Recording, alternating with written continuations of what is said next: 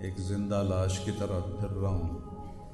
تھوڑی دیر کے لیے دل بہل جاتا ہے، پھر وہ آنکھوں کے سامنے آ جاتا ہے. اس موقع پر کچھ لوگوں نے بہت منفی کردار ادا کیا اور سوشل میڈیا پہ کیا کیا میرے ملک کے انسانیت ہی بھول گیا ہے.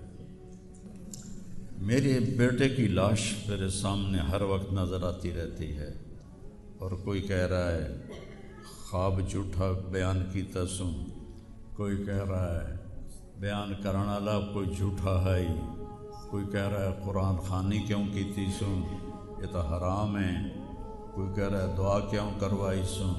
سارا حلال حرام ایتھے ہی رہ گیا، اور صرف لائک لینے کے لیے جھوٹی خبریں، چند پیسے اکٹھے کرنے کے لیے